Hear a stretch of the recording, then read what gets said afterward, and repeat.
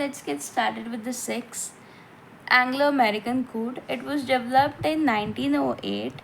इसे और क्या कहा जाता है? Cataloguing rules, author and title entries. इसे कंपाइन किया गया था 2 कमिटीज़ के through, library association and ALA. ये कोड जो था पब्लिश हुआ था as American and British edition में, अमेरिकन और ब्रिटिश लाइब्रेरीज़ के बीच में, क्योंकि ये दोनों ही इंग्लिश स्पीकिंग कंट्रीज़ हैं. एक जॉइंट कोड का क्या हुआ, पब्लिश किया गया कहाँ पे, 1908 में, जिसके रिप्रेजेंटेशंस किसने दी थी? LA Zest and Henry Guppy ने from British libraries and Melvil Dewey ने अमेरिकन लाइब्रेरीज़ की तरफ से रिप्रेजेंटेशन दिया था. इनिशियली AAC में आपके 174 रूल्स थे related to entry, heading and descriptive cataloguing for author and title.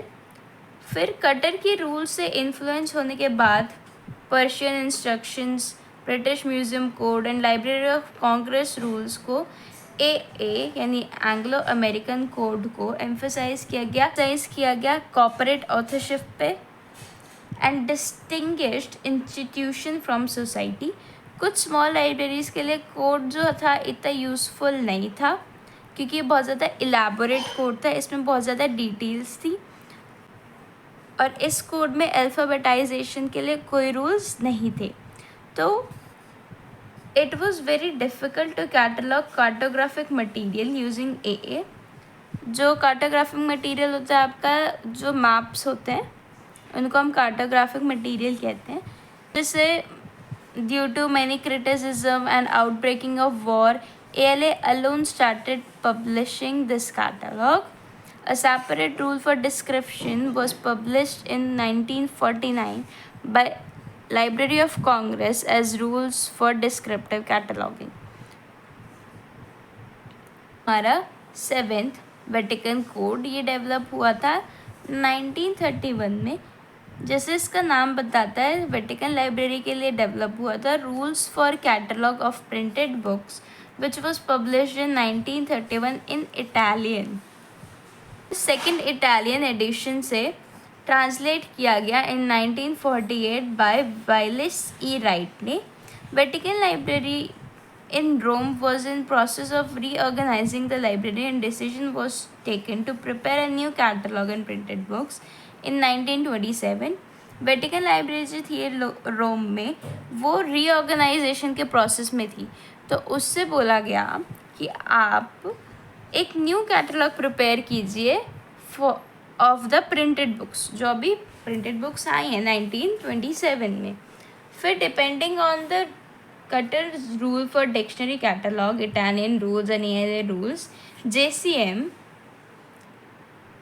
Hansen जो थे W बाइशप के साथ कंपाइल किया उन्होंने एक कोड को. फिर जिसने वाइलिस ई राइट ने उसे वेटिकन कोड के नाम से डिस्क्राइब किया. The most complete statement of American cataloguing practice.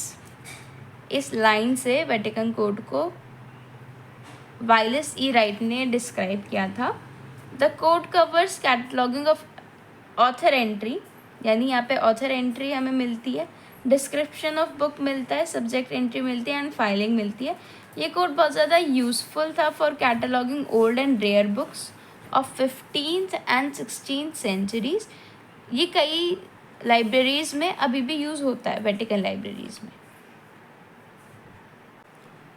Now let's get started with the 8th Classified Catalog Code, which was developed in 1934.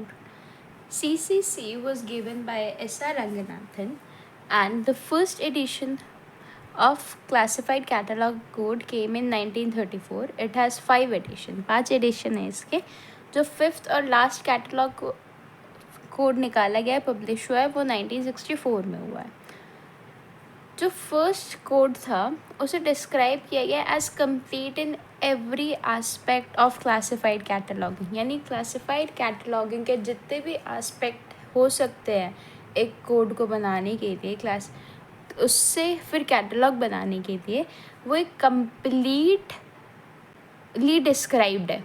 ऐसा रंगनाथन ने वहाँ पे कोई भी लूप होल नहीं छोड़ा है जिससे हम उसमें क्या कर सके, कुछ भी गलती मतलब हमें ऐसे दिखे मेजर कुछ भी। फिर क्या होता है, क्लासिफाइड कैटलॉग कोड आपको फैसिलिटी भी देता है किसकी, अल्फ़ाबेटिकल पार्ट कैटलॉग्स का बनाने के लिए, जैसे author, collaborator, series, editor of series title, इन सब का आप अल्फ़ाबेटिकल पार्ट भी बना सकते हो। इस कोड में आपको रूल्स मिलते हैं किसके लिए, मेन एंट्री के। मेन एंट्री को आप कैसे बनाओगे, बुक इंडेक्स एंट्री कैसे बनाओगे, cross reference entries, class index entries for single multi volume books, फिर composite books, periodical, corporate authorship, student works, work on conflict of authorship etcetera.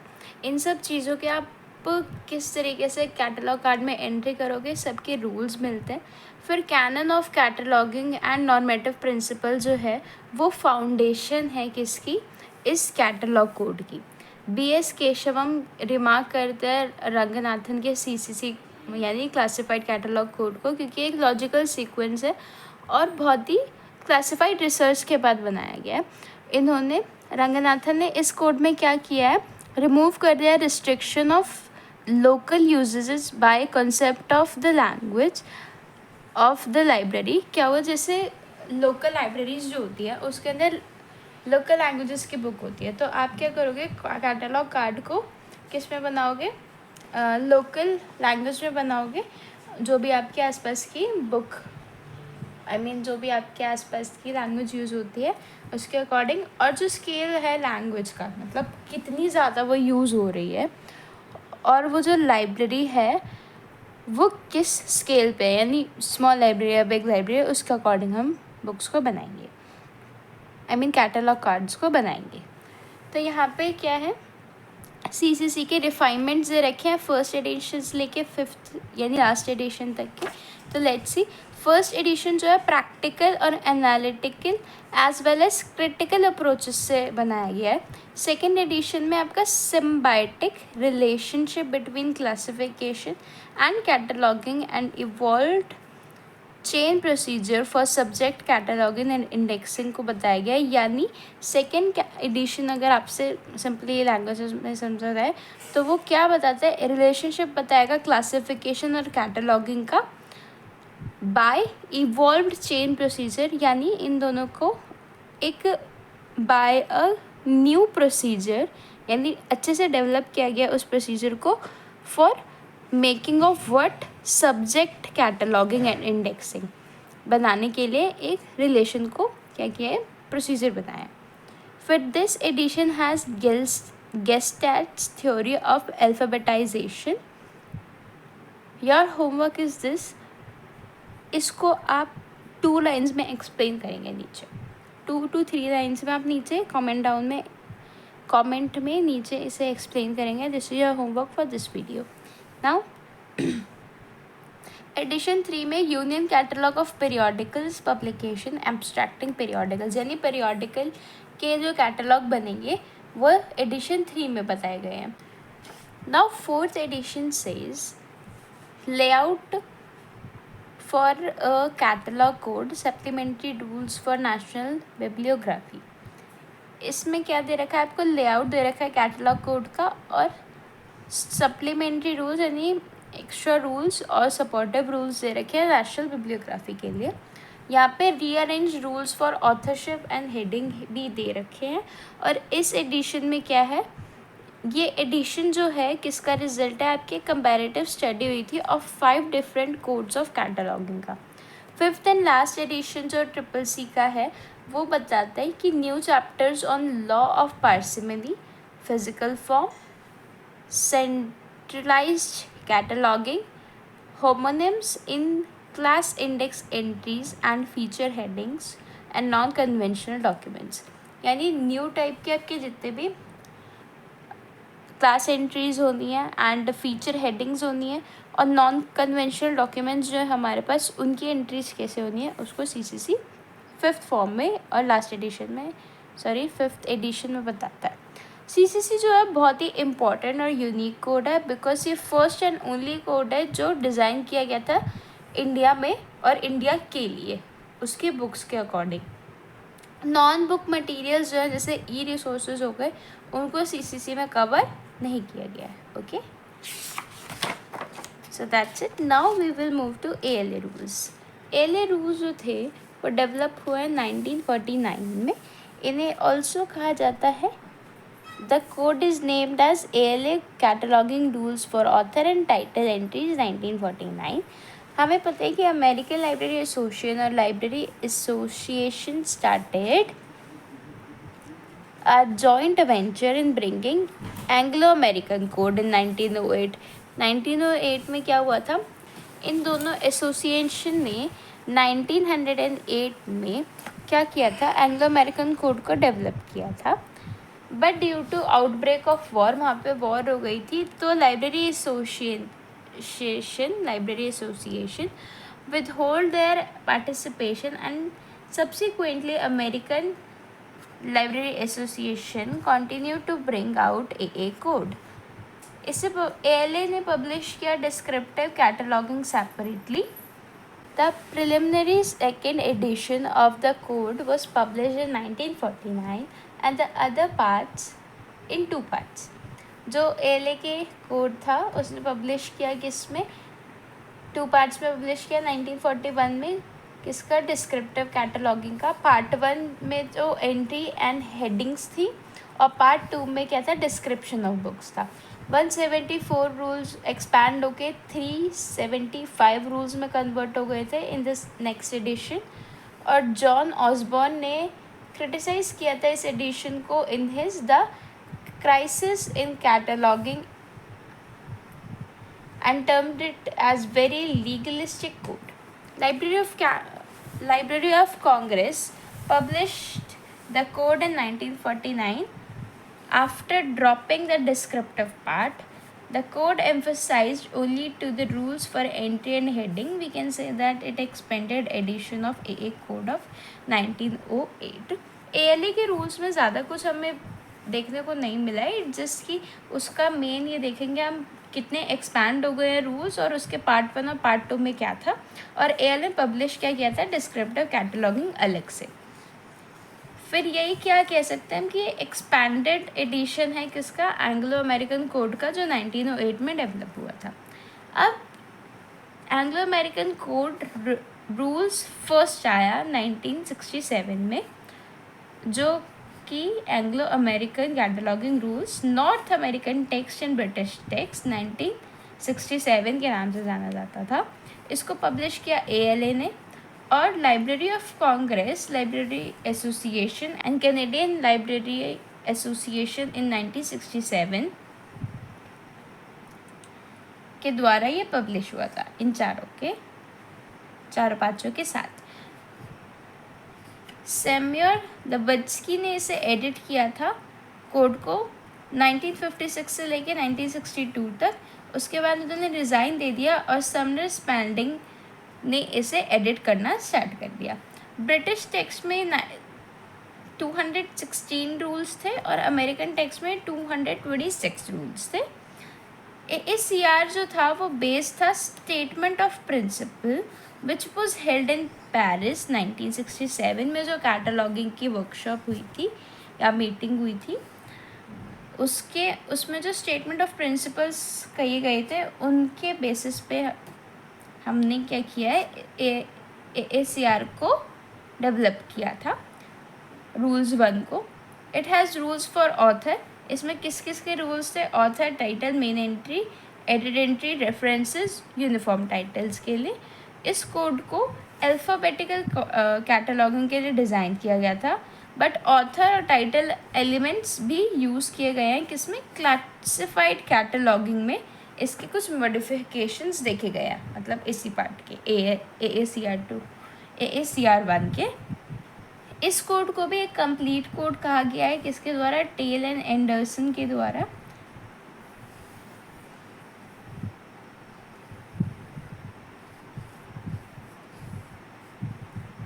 क्योंकि इसके अंदर choice of form of entry along with description of material provide किया जा रहा था. और अब इसमें AACR2 जो था वो इनकॉर्पोरेटेड रूल्स थे एंड स्टैंडर्ड थे prescribed by IFLS, international standard bibliographic description, ISBD, for different types of material, mainly monographic and serials. तो यानी AACR2 के आने से आपको कई न्यू तरीके के मटेरियल्स को, डिफरेंट टाइप के मटेरियल्स को भी कैटलॉग करने के लिए कैटलॉग कोड मिल गया, which was AACR1। Anglo American cataloguing rules 1978 में आए थे, जिसे फिर से ALA Canadian committee on cataloguing, library association and library of Congress ने प्रिपेयर किया था इस सेकेंड एडिशन को।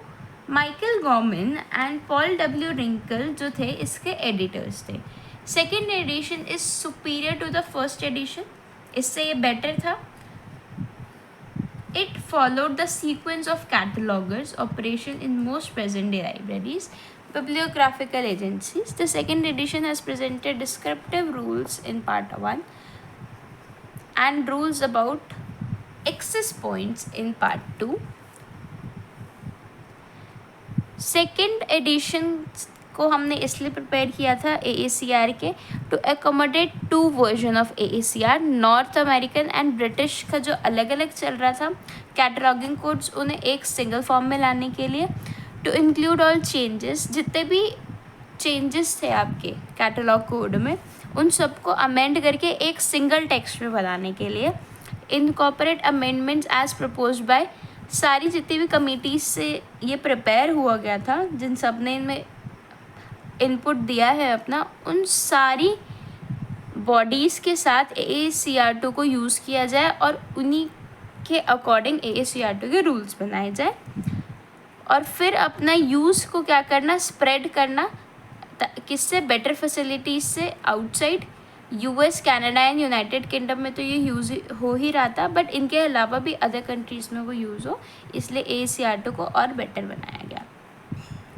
कुछ फीचर्स है AACR2 के जिन्हें हम कंसिडर कर सकते हैं और उन्हें हम समराइज़ करेंगे as entry under the name of a place of certain institutional bodies has been abandoned, यानी प्लेस और इंस्टीट्यूशनल बॉडी के नाम पर जो कैटलॉग कोड्स बनते थे कैटलॉग कार्ड्स बनते थे, उनके बेसिस पे जो एंट्री होती थी वो छोड़ दी गई थी, हटा दी गई थी completely. Substitution of uniform titles for form heading start हो गया था, यानी यूनिफॉर्म टाइटल्स के सब्स्टिट्यूशन आ गए थे, आप कर सकते थे। Title headings for marks produced under editorial direction. Provision have been incorporated for systemic description of all library material based on ISBDs.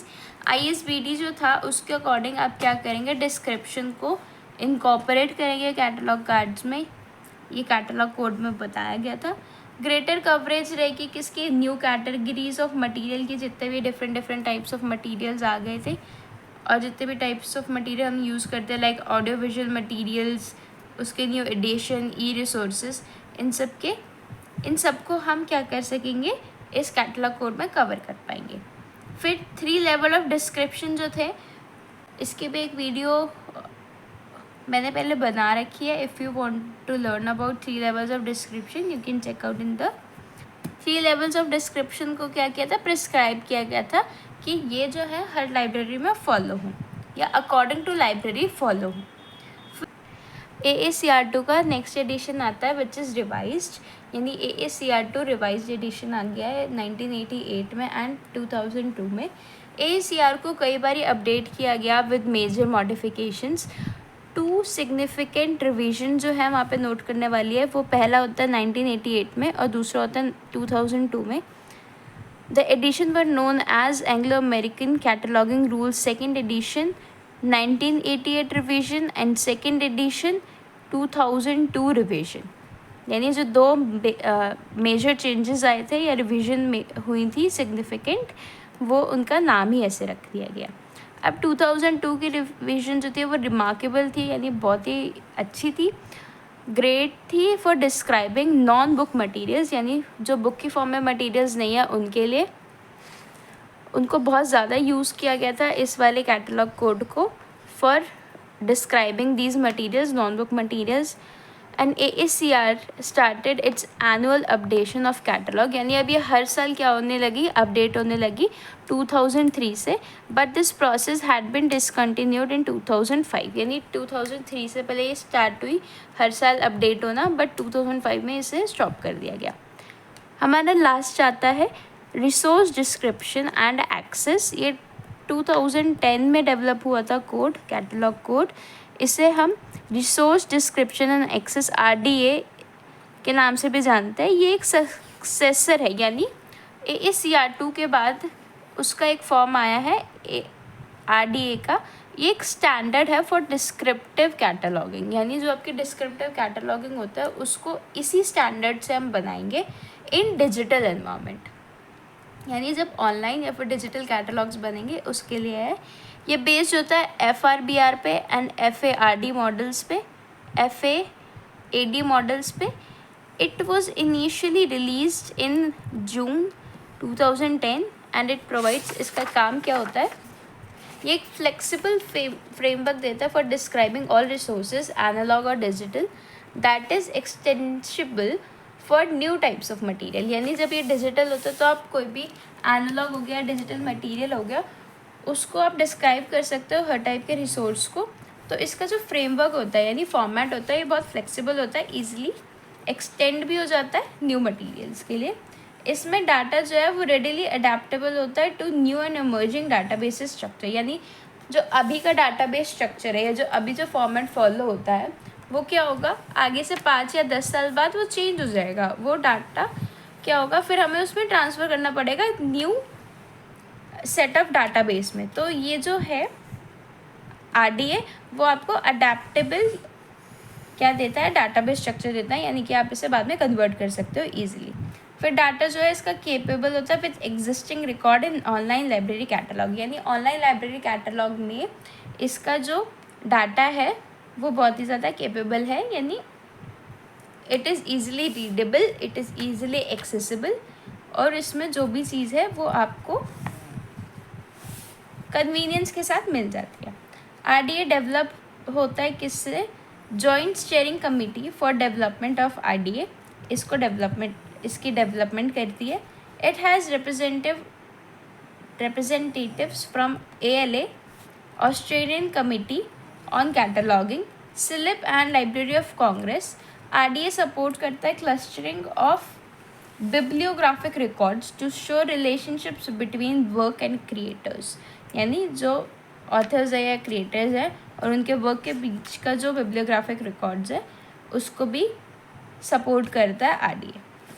तो आज हमने पढ़े about 13 types of cataloguing codes, या फिर ये कोड्स कैसे बने, किसने इनका मेजर इनपुट दिया, फिर कौन सी कमिटीज़ है जिनके बारे में आपको जानना चाहिए if you are preparing for any competitive exams. इसमें जो 4-5 कमिटीज़ थी जैसे ALA, library association, library of Congress,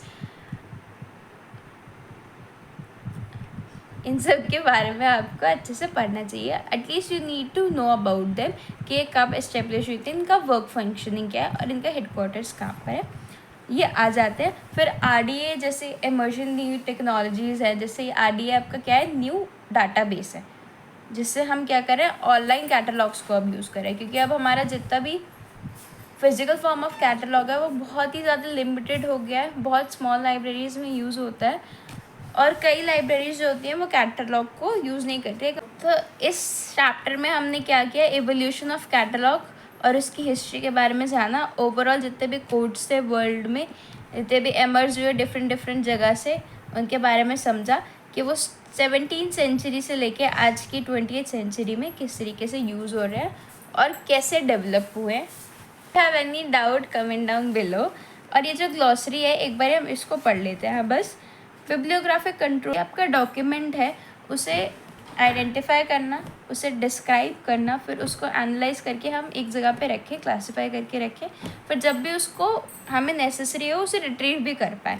ये होता है आपका बिब्लियोग्राफिक कंट्रोल।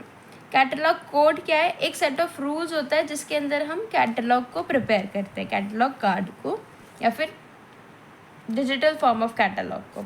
डॉक्यूमेंट कोई भी रिटन टाइप ऑफ डॉक्यूमेंट हो सकता है, प्रिंटेड हो सकता है, इलेक्ट्रॉनिक हो सकता है, जिससे हमें इंफॉर्मेशन मिलती है, उसे डॉक्यूमेंट कहते हैं। एंट्री किसी चीज़ को रिकॉर्ड करना, ट्रांसक्राइब करके रखना कि ये डाटा हमारे पास है, उसको एंट्री बोलते हैं। फॉर्मेट होता है sequence in which data is represented.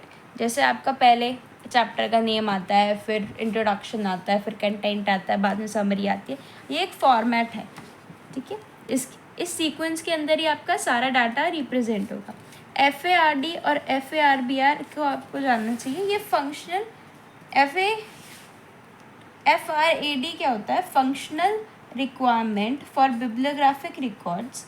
ये कॉन्सेप्चुअल मॉडल है, इसे IFLA is also a very important organisation. इसके लिए भी इसको भी आपको थोड़ा सा पढ़ना चाहिए इसके बारे में।